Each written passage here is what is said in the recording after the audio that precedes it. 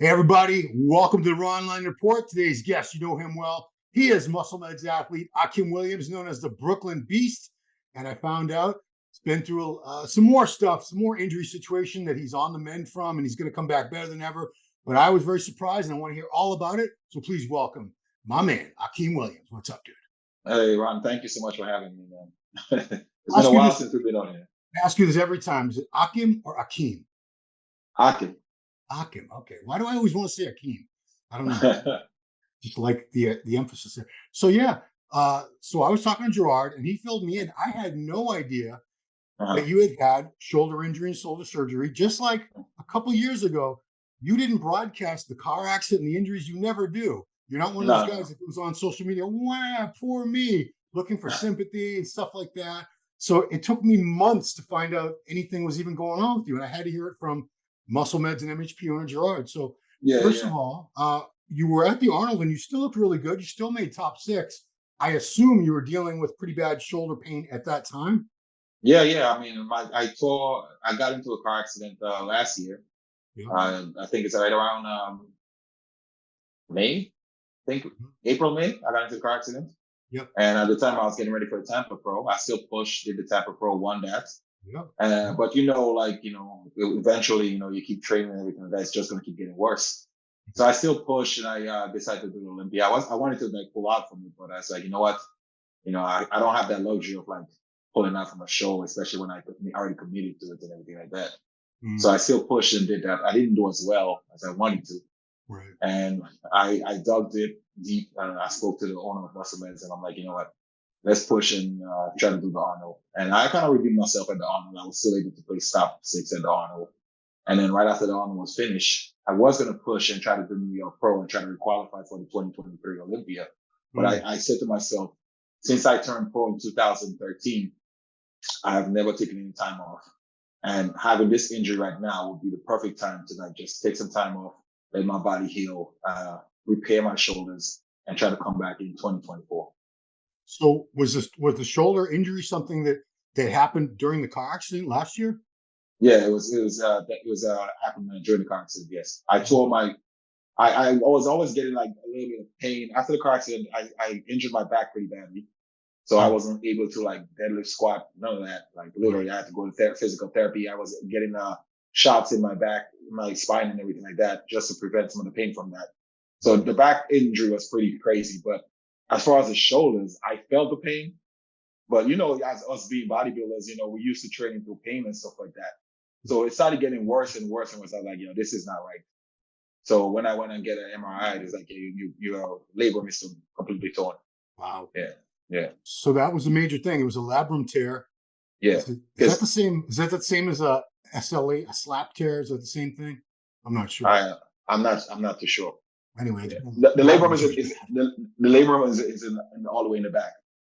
It's Mm, like the third head of the shoulder, and also my bicep was partially torn too. So oh, what happened geez. was, yeah, what happened was when I got hit, I was on the highway. I was going to go train a client, and I looked in my review mirror and I saw a car coming full speed. I'm like, yeah, this guy's not going to stop.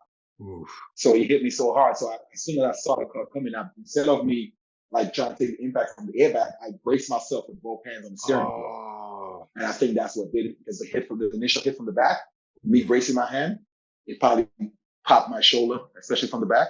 And I think Mm. that's what did it.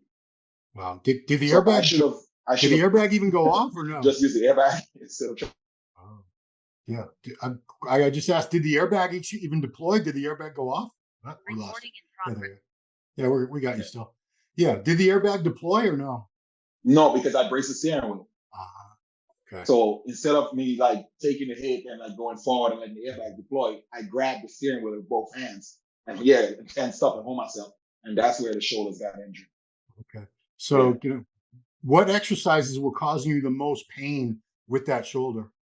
Well, I mean, anything like doing kind of like rear delts back, anything like that, or even like some kind of shoulder movements Yeah. was being affected by that. Like Yeah. any kind of roll movement and stuff like that was being affected by that. You could press okay? Shoulder presses, chest presses I, didn't hurt? not as much. If I do like machine stuff, because towards the ending of the prep, I was doing like all machine stuff. I couldn't do like free weights like that. Wow. So the Okay. free weights really bothered it here. Right. So after the Arnold, when was the surgery done? right after the Arnold. Oh, I went wow. right in right after the Arnold. As soon as I got off on stage, I scheduled the surgery. I told the doctor, I was like, I already committed to the show. Yeah, can I do the show? He's like, I recommend you get your surgery as soon as possible. So I was like, I'll stick it out, do the show. And right after the Arnold was over, I got ready and got the surgery done. They never want you to do the show, the doctors. I don't know Yeah, why they don't care about that stuff. But yeah, so take me through the process of like rehab. How long were you out of the? How long was it painful? When were you able to start training again? And oh man. how's the training going now? I know we're not that far away. It's only September. I think the rehab was tough, man, because you used to seeing yourself a certain way, Mm. and like that whole indestructible type stuff, especially the weights that you used to lift and everything like that, and then you got to start back from scratch. So I think that was the toughest part about it. Wondering, can you actually be able to do some of the things that you used to do before? Because in your mind you're thinking like the way everything's feeling and everything like that, you're like, that's not going to be possible. And then the doctors sometimes are not really reassuring. They'll tell you like you'll never be 100% again. Of course. They'll tell you don't lift weights ever again. They don't care. Yeah. Yeah. Wow. But you know Yeah. what? I think you're in a good spot. And I think a lot of people, if they're watching this and they're younger and they haven't gotten that level yet, once you Hmm. build that size that you did with all those years and years of heavy weights, I don't Hmm. necessarily think you need to go that heavy to maintain that mass anymore. Have you found No. that? I mean, exactly. I think a lot of me, the way I train and everything like that changed after that. Hmm. you know, Especially like coming back from that rehab, the way I'm training right now, like I don't really necessarily have to put up heavy weight, like you said, to Hmm. build the size that I need to do to get back on a competitive stage. So, you know, once you build that good foundation, I think it's a lot easier to like, lift a certain way and maintain that size. And you're also in a good position because you're not somebody who everyone's like, he's pretty good, but if he put on a little more size, Hmm. no one ever said that about you. You always been one of the biggest guys. So Hmm. it's not like, oh no, he's never going to be able to train and put the size on. You have that. It's Hmm. all at your level. It's Hmm. all about refinement, detail, maturity, stuff like that. So Hmm. those aren't the things you get with like 500-pound rows and presses and Hmm. stuff like that anyway. So Yeah. we gotta look for silver linings in these dark clouds because otherwise you just cry all the time, right? So yeah, so obviously the rest of this year, taking some time off. Are you able to? When was the last time you even had like a substantial off season where you didn't have to worry about prep for a while? I think this is the first time actually. Since Wow. I've So turned Yeah, since wow. I've turned pro in 2013, I've never taken any time off. I've done like at least, I think one time I actually did like about 7 or 8 shows 1 year. Wow. So I've always been a competitor. I've always competed. I've never shied away from competing and competing in multiple shows. So Right. this is the first time I've actually like took some time off where I'm not like deciding, okay, what's next, Yeah. you Yeah. know? And that's cool because I don't know if you must be thinking about what's next. I mean, I know we don't, the year is still, because we have to, because time flies in bodybuilding. It really Yeah, does. People don't yeah, understand. yeah. A prep alone that's 4 months already that you're already in Mm-hmm. prep for a show. Mm-hmm. So, and then you have to like back time it. How much off season do I get? So you're already Mm-hmm. looking into 2024. You have to be because we only got October, November, December. This year has only got 3.5 months left. Are you already Mm-hmm. starting to think about what you'd like to do in a perfect world? What would your next show be I ideally? mean, in a perfect world, I would definitely love to step back on an Arnold stage again before I do any other show. Because Yeah. I feel like in my heart, I feel like I have what it takes to actually win one of those big shows, Yeah. especially the Arnold. So my goal is to definitely try to get back to that 2024 Arnold Classic. Yeah. I think Okay. that'll be a win for me, getting back on there and proving what I can do, and still what I'm able to still do basically. Because I mean, I'm no spring chicken in this game. I've been in here for a little while, so, but I Yeah. still think like I have a lot left in the tank. But going back to like the car accident, I think one of the biggest things for me, to answer your question, was just finding that muscle mind connection again in terms of like the shoulder being repaired and everything like that. Mm. And you just knowing that like the nerves are not firing the same way they used to and stuff like that. So I was able to, I mean, shout out to Muscle Meds because they created a great product called Stem Tropin. And a Demotropin. lot of, if you notice, like a lot of people are big into stem cell research right now. Yeah. And you could have that same kind of results by using that product to help you use fire up the natural stem cells to help you recover and help you repair. And I've been using that product during my recovery time to help me getting better. And I definitely put on some size in terms of my shoulders and everything like that. Because once I finished with that surgery, man, my shoulders, they really shrunk up, you know? Yeah, So, I mean, when you say shrunk up, I mean, I'm guessing, Akeem, looking at you and your body type and stuff. I know you were thin when you weren't really thin when you yeah. started, but it seems to me like you wouldn't like be the type to like shrink up. You would just get like softer looking. Am I right? Nah, man, I shrunk up, man. I Really? started, a lot of people don't understand this. I started bodybuilding. I was 147 pounds. What? No, you weren't. No, I know you weren't. Yes, I I was. know. No, I know. We've talked about it before. But no, it's looking at you now. That's like so Yeah, hard to. Nobody believes you. Even you'd have yeah. to whip out the pictures. Yeah, Uh-huh. you should post that sometimes on social media because I tell people I've told people that and I'm like, nah, he's full of shit. He was never that small. Nah, man, I was small, man. You could ask all of my college friends and stuff like that. They see me now and they thought like I probably ate like 3 versions of myself. Yeah, I mean, yeah. No, I remember the story, but you were, I remember you were benching like, weren't you like benching 405 after like the first 2 months of training or something? Yeah. My strength have always been one of the impressive part of my bodybuilding journey. I've always been very strong. Even when before I started bodybuilding, I was still strong at like small body weight. I mean, I remember you've done things like you've got videos like 200-pound dumbbell presses, Mm-hmm. five plates on each side of an incline barbell. I think you were Mm-hmm. squatting 7 plates in one video. I mean, you've Mm-hmm. done it all. You have nothing to prove in terms of weights. You've done all that shit. There's no reason to do Mm-hmm. that anymore. But yeah, you Mm-hmm. talked about that. Well, we're on the Muscle Meds. How long have you been with the company? Because MHP and Muscle Meds, it's owned by the same company. It's Gerard Mm-hmm. Dentier, an awesome, great former national level bodybuilder. How long have you been with the company? Because I know you were with MHP, and then the brand, went to the other brand in the company. So Mm-hmm. altogether, how long has it been? Well, I started with muscle meds back in like 2015, 2016, I think. Okay. I think it was most of like 2015 because I started with muscle meds originally. Then we tried something different where we switched me to the other brand, which is MHP. Yeah. And then they realized I probably was a better fit for muscle meds, so we went back to muscle meds. Yeah. Because I interviewed very recently a newer athlete with the Muscle Meds, the Mm-hmm. NDO champ, Robert Wilmot. I Mm-hmm. saw the video, you guys training back together. Mm-hmm. I have to know. He was a little more subdued in the interview than those crazy videos where he's like screaming. That walk that he has. Uh, was he in character that day, or was he just like Robert? That's always him, man. He's always been like that. I've known him for a while, and I could say that some people online might think it's all an act, Yeah, but he always has this kind of energy. So he's always that kind of person, yeah. man. What's it like training with him? Because he seems like he's 1,000 watts of energy at all times.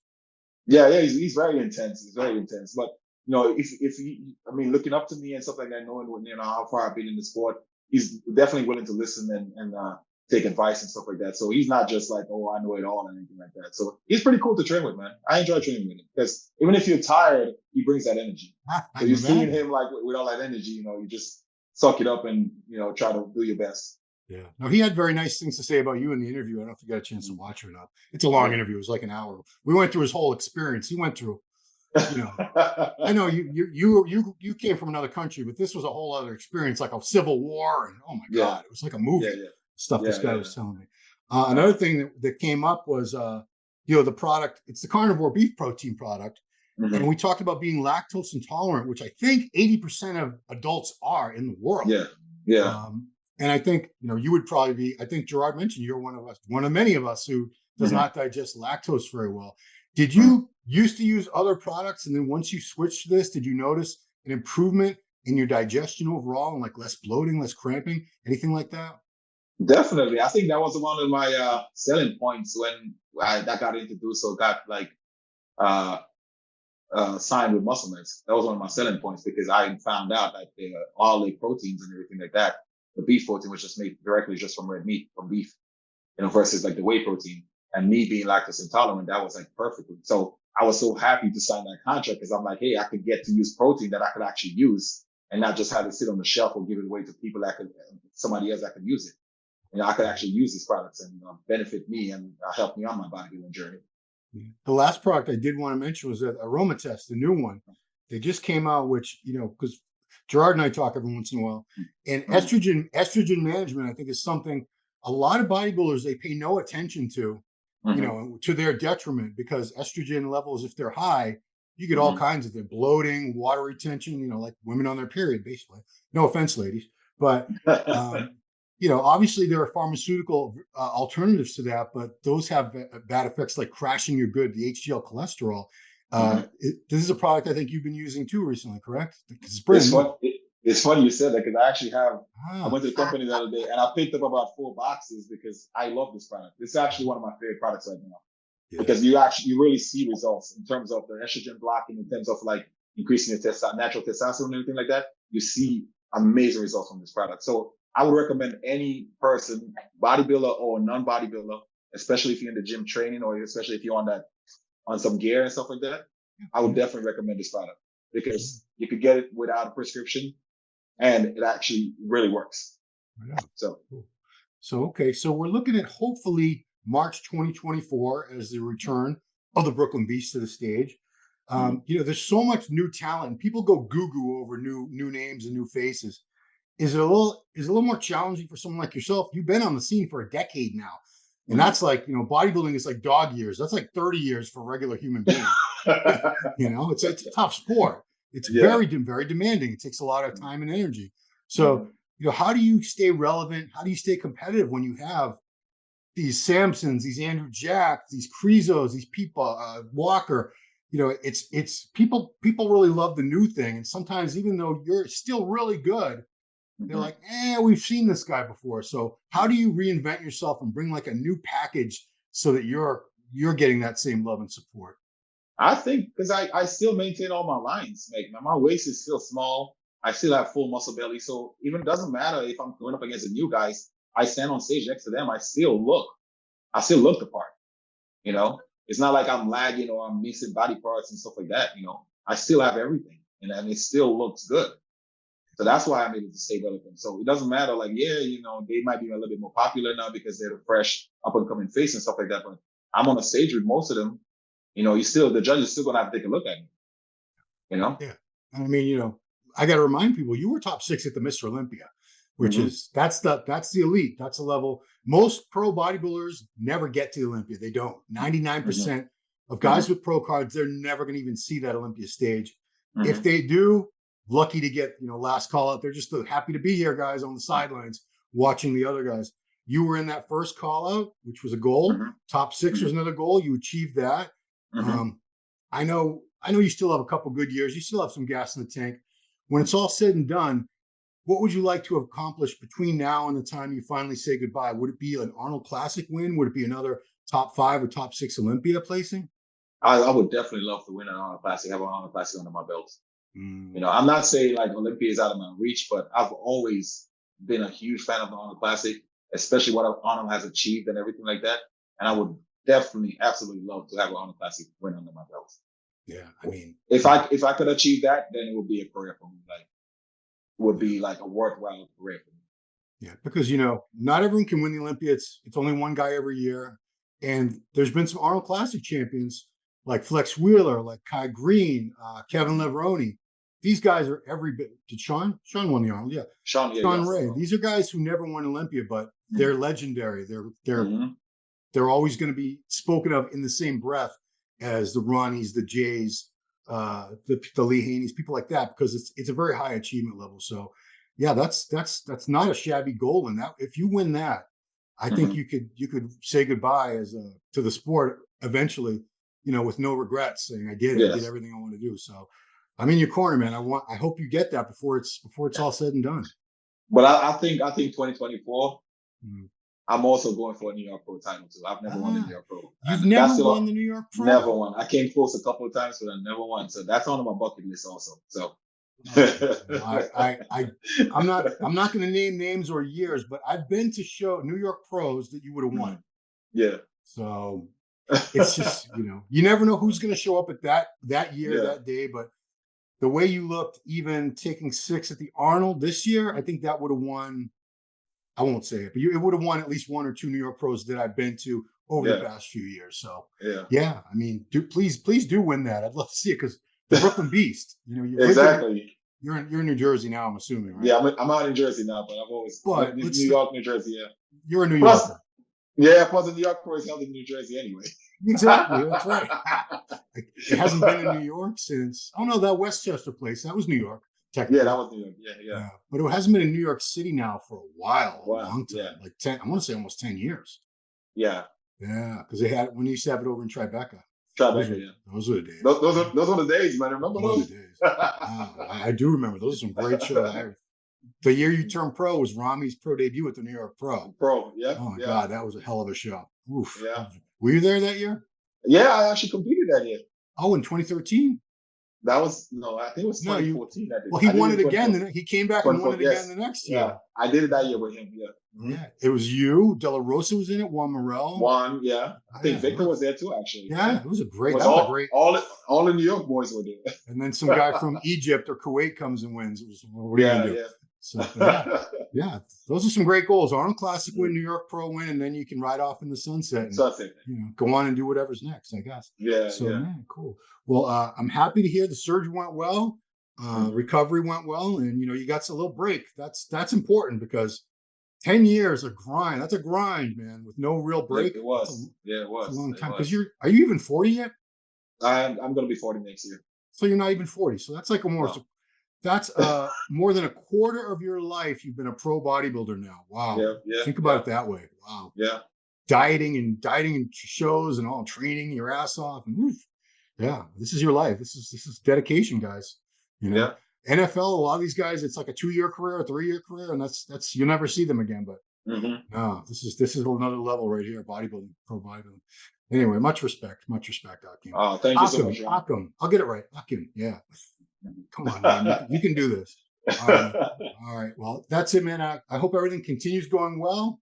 Hope you get invited to the Arnold for sure. I think obviously, why wouldn't they want you in their show? You're pretty damn great. So yeah, let's look forward. I know it's still 2023, but here's to 2024. I think it's going to be an amazing year for you, bro. So. Oh, thank you so much, Juan. I appreciate it. And a huge thank you to my sponsors, Musclemeds, and also Muscular Development for giving me the opportunity. Steve Luckman, thank you so much. Appreciate it. All right, guys, thanks for watching. Please like, share, subscribe, turn on notifications, do all that good stuff. This has been the Ronline Report with the Brooklyn Beast and Muscle Meds athlete, Akim Williams. See you next time. What is up, guys? Akim Williams here, and I'm here today in the Muscle Meds warehouse with this amazing product. It's called Aromatest. Aromatest is a natural aromatase inhibitor that's going to keep your estrogen levels low.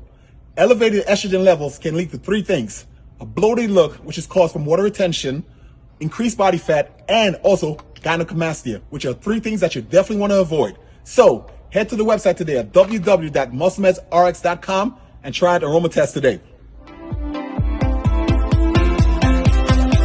Hey, did you like that video? Smash that like button, subscribe to MD, and please comment down below. Thanks for watching.